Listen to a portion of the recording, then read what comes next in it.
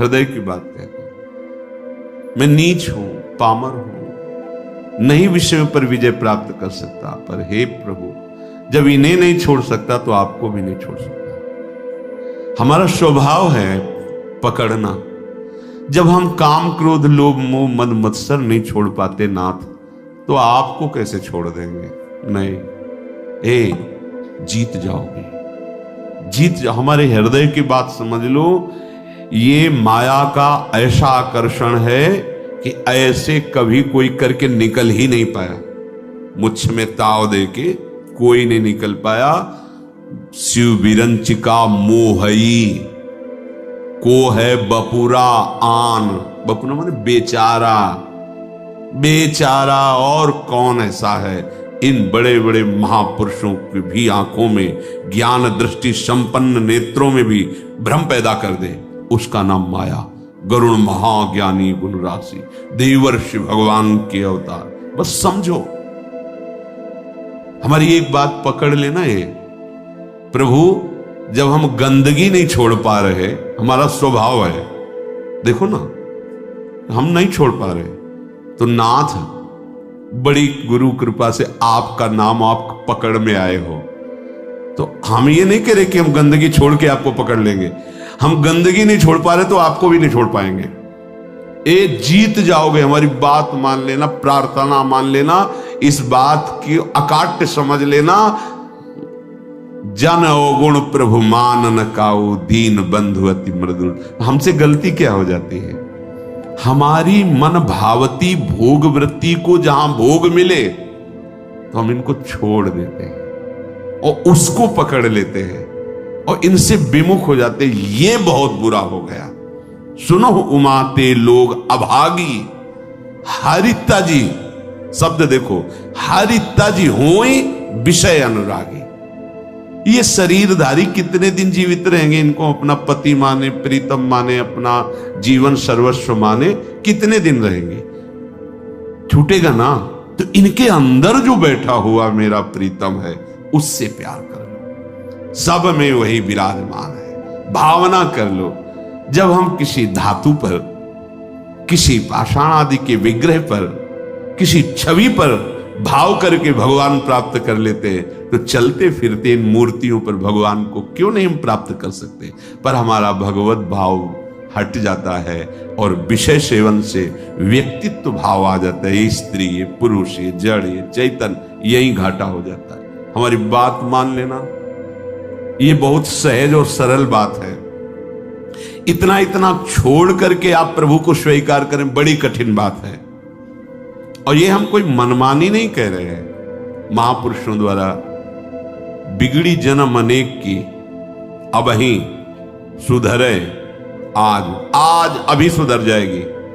तो आज अभी क्या छोड़ देंगे भाई? हम बहुत जन्मों का हमारा संस्कार है, भोगों का, विषयों का, गंदी आदतों का, तो हम छूट जाएगी, अभी छूट जाएगी? नहीं, अभी पकड़ लोगे।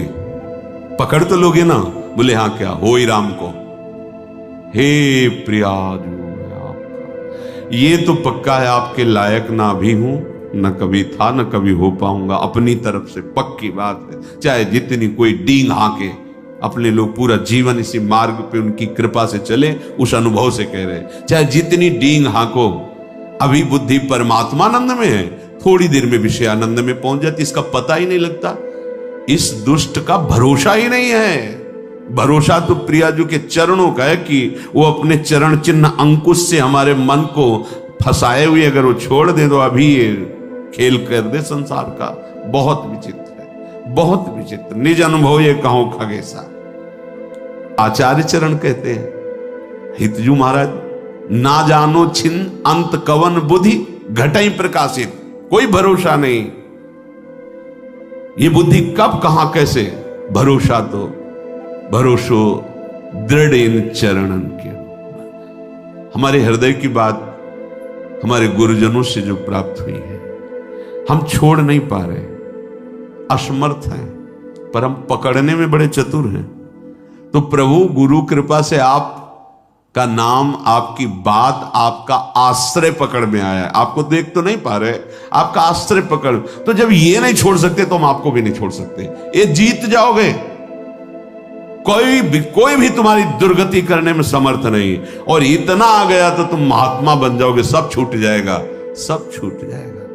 क्योंकि जैसे जैसे ज्ञान का प्रकाश होगा अज्ञान नष्ट होता चला जाएगा। अगर हम इससे कोई कहे कि सब छोड़ करके फिर प्रभु की शरण में आओ, तो असमर्थ, सब असमर्थ है। सब घोर वैश्याचारी भी, वैश्यागमन करने वाले भी जब भगवान की शरण में आए तो महात्मा बन गए। करो सद्यते साधु समान। हमें तो एक ही बात समझ में आई है कि इनकी कृपा से इनको जाना जाता है, इनको पाया जाता है, इनकी साधना होती, इनका भजन होता है। सच्ची बात कह रहे हैं, अपनी तरफ से हम शून्य हैं। अपने को देखा है, अपनी तरफ से हम शून्य हैं, कोई भी अंक नहीं है। कोई अंक है तो आपकी कृपा का है, अन्यथा नहीं है। ये निष्ठाएं इन्हीं की कृपा से जागृत होती है। जब दिखाई देता है अब कोई सहारा नहीं, तो ये बेईमान मन फिर भागता है प्रियाजू के चरणों की तरफ कि अब कोई रास्ता ले, अब तो पकड़ ले, अब तो पकड़ ले। जब कोई तेरा ले तो पकड़ ले, ये कृपा होती है। और इसका स्वभाव पकड़ लेता है तो छोड़ना बड़ा कठिन होता है। बस यही हमारी विजय का हेतु होगा। अगर हम सत्संग के द्वारा भगवत नाम, भगवत धाम, भगवत चरण सेवा की निष्ठा पकड़ ले, काम हो जाएगा। बिल्कुल सरल मार्ग है। हम नहीं छोड़ पा रहे हैं तो हम पकड़ने वाले स्वभाव वाले, तो हम पकड़ लेते हैं। आपको कैसे छोड़ेंगे जब गंदी बातें नहीं छोड़ पा रहे, तो आपको कैसे छोड़ेंगे। पर इसकी चाल माया की है, वो आपको आकर्षित करके प्रभु को छुड़वा देगी, और छुड़वा देती है। बस यहां नहीं कोई हमें बीच में कमजोरी रखनी। हम नीच हैं, पामर हैं, पर आपके हैं, इस पर कभी संशय नहीं हो सकता। हम ये नहीं कहते कि आपके लायक हैं, पर प्रभु नालायक हैं पर आपके हैं, बस इसमें संशय। ये बात नहीं हो सकती कि आप हमें छोड़ो और ये ले लो। नहीं, हम इसे नहीं छोड़ पा रहे पर आपको घसीटेंगे अपने साथ। अब आपके गले पड़ गए, अब आपके गले पड़ गए। अब ये पट्टा आपके नाम का है। अब आप देख लो किसको रोकना है, किसको हटाना है, वो आप जानो नाथ। अब आपको नहीं छोड़ सकता। छूत दृढ़ वादास त्वसैहास तदपि नहीं पदम यामी वृंदाटवीति। अब हम एक कदम भी धाम को नहीं छोड़ सकते, चाहे जैसी परिस्थिति। ऐसे ही हम निरंतर नहीं जप पा रहे, पर कोशिश करेंगे कि नाम हमसे न छूटे।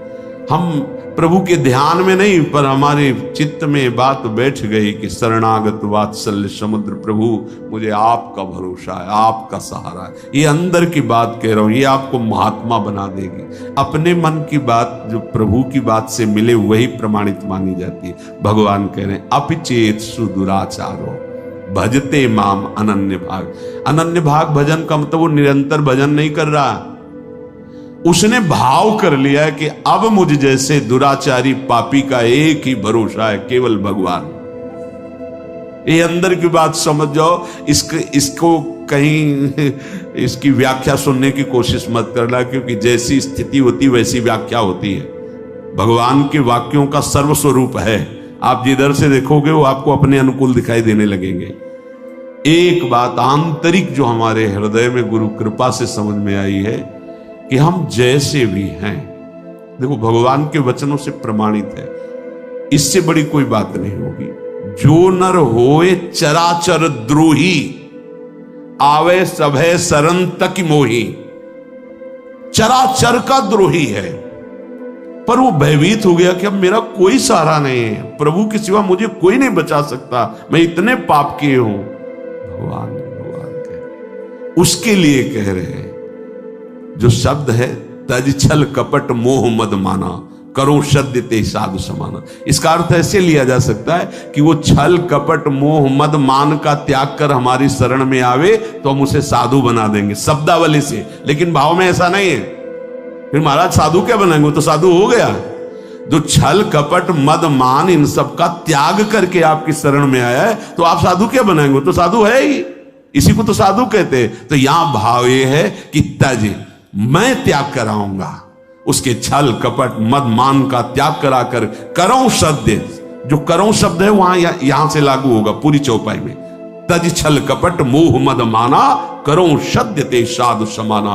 उसको सब त्याग क्योंकि उसे ही त्यागना ना, तो मैं उसे सामर्थ्य देता हूं, वो छल कपट मोह मद मान का त्याग कर देता है और मैं उसे साधु स्वरूप। और भगवान गीता जी में इसी श्लोक में कहा अपिचित कि उसे मानो वो साधु हो गया क्योंकि मेरी शरण में आ गया है, अब मैं संभाल लेता। भगवान का आश्रय लेकर भरोसो दृढ़ इन चरणन के, दृढ़ता पूर्वक। ये दृढ़ता तुम्हारी फिसलाने के लिए बहुत से ऐसे माया जाल फेंकेगी, तुम्हारी अश्रद्धा हो जाए, तुम्हारा प्रश्न जोरदार हृदय में प्रकट, तुम्हारी प्रिय जगह में जहां ममता है आसक्ति वहां प्रहार करेगी माया। फिर हे भगवान नहीं नहीं, आपका था आपका है आपका रहेगा प्रभु, अब नहीं, अब धोखा नहीं, आपके सिवा। ये बड़े बड़े भक्तों के जीवन में देखो ना, उसी पुत्र के ब्याह के में ठाकुर जी जा रहे, वही पुत्र जो अंतर ध्यान व्रत करताल उठा के नाच रहे नरसिंह मेहता, हे गोविंद तेरा सब मंगलमय, अच्छा किया, अब निरंतर और चिंतन आपका बढ़ेगा। पर ये निष्ठावान ही कर सकता, नहीं तो नहीं। ये क्या रात दिन भजन करते हैं पुत्र, वो भी राधे राधे। श्रीवास जी को देखो, हर महाभागवत को देखो, ये आने जाने वाला देश है, टिकाऊ नहीं है। ये परिवर्तनशील नाशवान शरीर है, अविनाशी नहीं है। यहां जितना खेल है बस होश में खेल लो, इस खेल से मुक्त हो जाओ। यही होश है कि और को छोड़ पाओ ना छोड़ पाओ, इनको मत छोड़ना, इनको पकड़ लो, जीवन कृतार्थ हो जाएगा। चलते हैं महाभागवत पांडवों के पावन चरित्र में प्रसंग चल रहा है। महाराज युधिष्ठिर को दुखी देखकर उनके मामा जो माद्री जी के भाई शल्य, वो प्रसंग सुनाया कि आप और द्रौपदी को ही केवल दुख नहीं हुआ, देवराज इंद्र और उनकी पत्नी शची को भी महान दुख भोगना पड़ा है, आप चिंता ना कीजिए। तो उन्होंने पूछा क्या दुख भोगना पड़ा, वो तो त्रिभुवन पति है। तो प्रसंग चल रहा था, त्वष्टा जी के हृदय में द्वेष भाव देवराज इंद्र की प्रथा, उन्होंने विश्व रूप को मंत्र बल से प्रकट किया, देवराज इंद्र ने वज्र के द्वारा उनका, फिर उन्होंने वृत्तासुर को प्रकट किया, फिर वृत्तासुर का कल चरित्र आपने सुना। अब जो वृत्तासुर से ब्रह्म हत्या प्रकट हुई, वो इंद्र को कहीं भी शांति नहीं लेने दे रही थी। तो जल को एकांत देश में जाकर जल को स्तंभित करके कमल नाल में सूक्ष्म रूप से प्रवेश होकर के वहां रह रहे थे। अब देवराज इंद्र पद खाली था, तो समस्त ऋषि देवताओं ने देखा त्रिभुवन में अराजकता फैल रही है। तो लोकपाल देवता ब्रह्म ऋषि सब विचार करने लगे कि त्रिभुवन पति पद पर किसका अभिषेक होना चाहिए। इस समय त्रिभुवन में कौन है जिसे त्रिभुवन पति पद दिया जाए। तो देखा गया तपस्या में, यज्ञों में, दान पुण्य में, धर्म में बहुत बढ़े हुए महाराज नहुष जी हैं।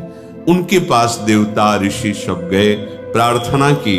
तो नहुष ने कहा कि मैं आपके सामने बहुत दुर्बल हूं, मेरे में इतनी सामर्थ्य नहीं कि मैं आप देवता और ब्रह्म ऋषियों का शासन कर सकूं। राजा वही होता है जो सबसे बलवान होता है, मैं तो निर्बल हूं आपके सामने।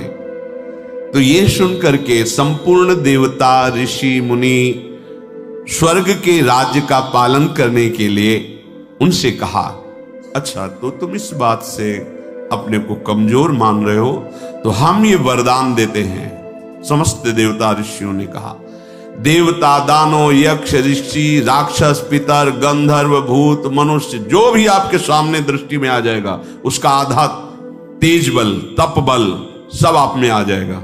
अब आपको कोई परेशानी, आप स्वर्ग में ब्रह्म ऋषियों के द्वारा आदर पाकर के त्रिभुवनपति आसन पर बैठे। धर्म को आगे रख करके राजा नहुष को अभिषिक्त किया गया, अभिषेक किया गया वेद मंत्रों द्वारा, और परम दुर्लभ देवराज इंद्र के पद पर उनको बिठाया गया। अब को नरस जन्मा जग माही, प्रभुता पाहि जाहि मद नाही। कौन ऐसा है जो संसार में बड़ा पद मिल जाए और अभिमान ना आ जाए। यही रोग इनको भी लग गया, त्रिभुवनपति पद। कुछ दिन तो ठीक से चला, इसके बाद मद जो है अपना प्रभाव दिखाने लगा। उनको लगा जब मैं देवराज पद का भोग कर रहा हूं तो फिर इनसे क्या। सभासदों को बुलाया, बड़े बड़े लोकपाल देवता सब उनकी सभा में बैठते। कहा पूर्व इंद्र की जो महारानी सची हैं मेरी सेवा में उपस्थित किया जाए, उनको आज्ञा दिया जाए। मेरी आज्ञा है मेरी सेवा में उपस्थित हो, क्योंकि जब देवराज पद का अधिकार मुझे प्राप्त है तो उनका भी। सची देवी आज रात्रि में मेरे महल में पधारे, मेरी आज्ञा सुना दी जाए। ये जब सची देवी से प्रार्थना की गई तो बहुत घबरा गई, दुखी हो गई। पातिव्रत धर्म से युक्त है, उनका तो आश्रय भगवान बृहस्पति जी हैं। वो अपने महल से निकली और बृहस्पति जी के चरणों में जाके कहा, गुरुदेव मैं आपकी शरण में हूं, आप मेरे पातिव्रत धर्म की रक्षा कीजिए। नहुष इस समय इंद्र पद में है और उसने ऐसी आज्ञा की है, और मैं अपने प्राण वल्लभ देवराज इंद्र के सिवा किसी भी पुरुष को पुरुष रूप से कभी देखा ही नहीं, स्वीकार ही नहीं किया। मैं एक पतिव्रता हूं और भगवान आपने भी मुझे सौभाग्यवती का आशीर्वाद दिया है, तो क्या मेरा ये दुर्भाग्य होगा? प्रभु आप मेरी रक्षा कीजिए। आपकी वाणी परम सत्य होती है। हे देवगुरु, आपने आज तक जो बोला है कभी मिथ्या नहीं गया। आपका पूर्वोक्त वचन की सौभाग्यवती हो, वो मेरा सुरक्षित रहना चाहिए। बृहस्पति जी बहुत विचार मग्न हो गए कि इस समय उसके सामने जो जाएगा तो उसकी सारी सामर्थ्य से आधा बल उसे प्राप्त हो जाएगा। ठीक है, मैं विचार करता हूं, तुम नहुष से डरो मत, थोड़े दिनों में ही ये नष्ट हो जाएगा। जिसकी परिस्त्री गमन की वृत्ति है वो नष्ट हो जाएगा, उसे नष्ट करना नहीं पड़ता, वो अपने कर्म से ही नष्ट हो जाता है। सची देवी कि अब समय तो बहुत थोड़ा है, कभी फिर वो आदेश कर सकता है। वो रात्रि देवी की उपासना की। रात्रि देवी उपश्रुति नाम से प्रकट हुई। सची जी ने कहा, जा इंद्र पुनः छुप गए, मुझे ले चलो।